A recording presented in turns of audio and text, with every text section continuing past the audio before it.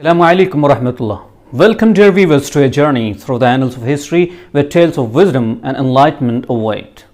Have we ever heard of a man whose insights into society and politics still resonate centuries after his time?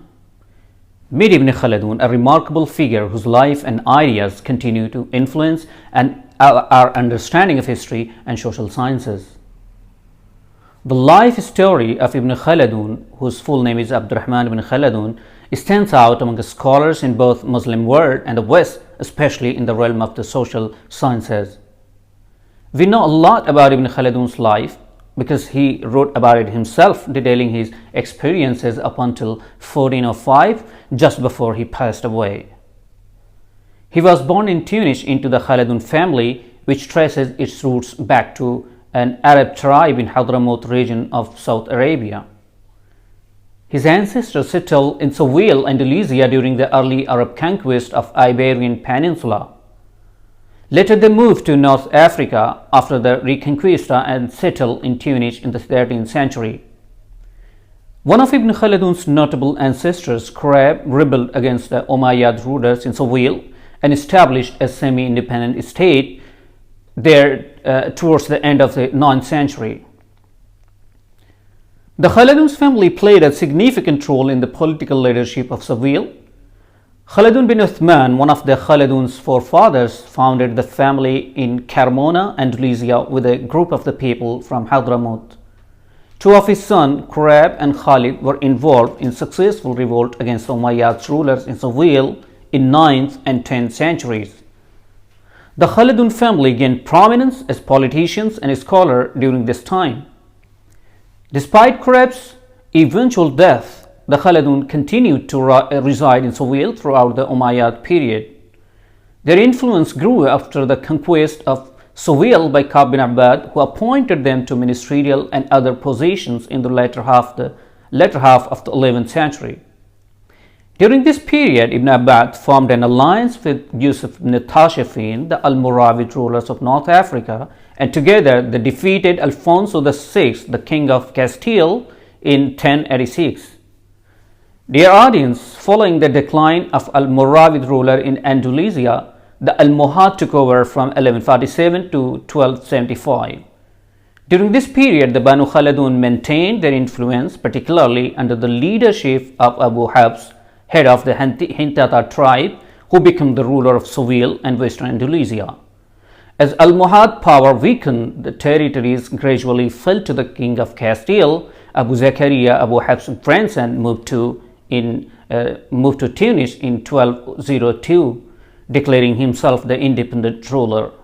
Meanwhile, Ibn Khaldun's great-grandfather, Abu Bakr Muhammad, was appointed director of finance by Abu Ishaq, the brother of Al-Mustansir, who then made Ibn Khaldun grandfather Muhammad Chamberlain to the crown prince Abu Faris.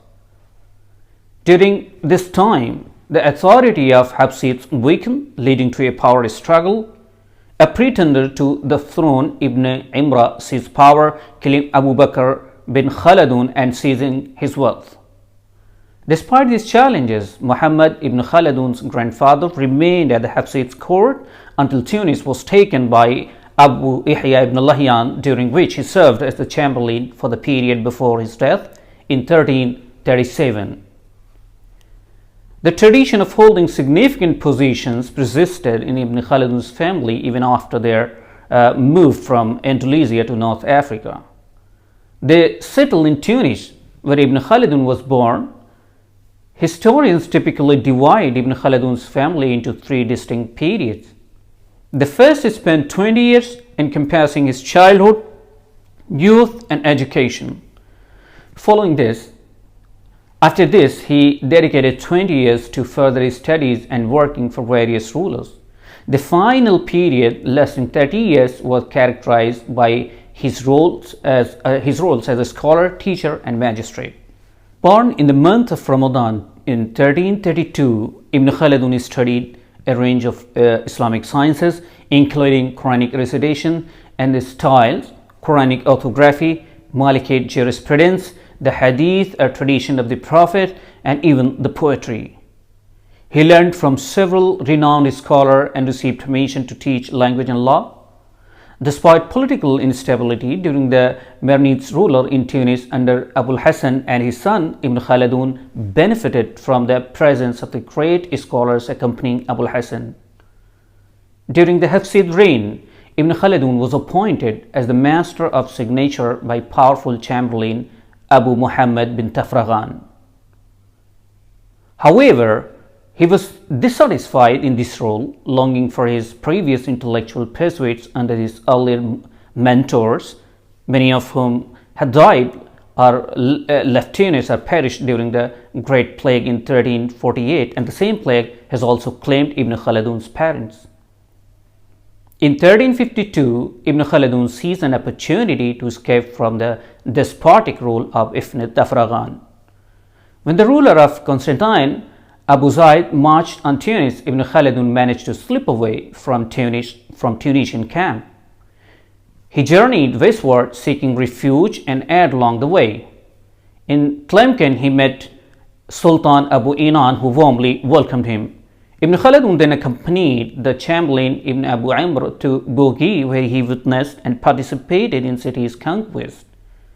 He remained in Bughi until the end of 1353, and upon returning to Fez, Sultan Abu Inan gathered scholars, and Ibn Khaldun's name came up during the selection process for scholars to participate in discussions and consultations.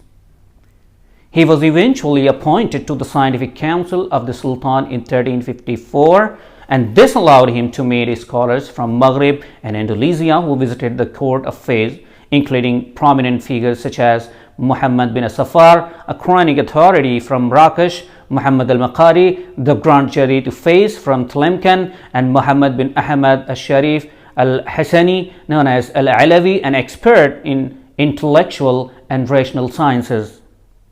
When situation became unfavorable, Ibn Khaldun sought to leave.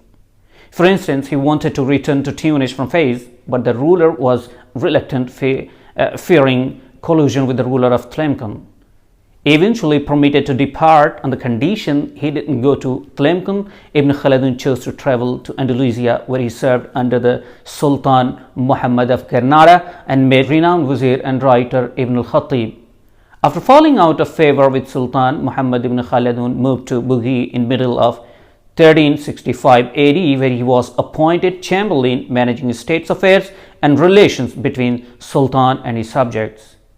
He was warmly received with much ceremony, a day he found to be memorable. Besides his chamberlain duties, he was also entrusted with delivering the Friday sermon at the Mosque of the Citadel. However, as before, issues rose. Conflict arose between Muhammad and his cousin Sultan Abu Abbad and the ruler of Constantine. Abu Abbas marched on Bughi in 1366 and defeated and killed Muhammad. Some of the city's inhabitants asked Ibn Khaldun to take power and proclaim one of the Muhammad's sons as a ruler, but he declined. Instead, he handed over Bughi to Abu Abbas, who retained Ibn Khaldun in his former role.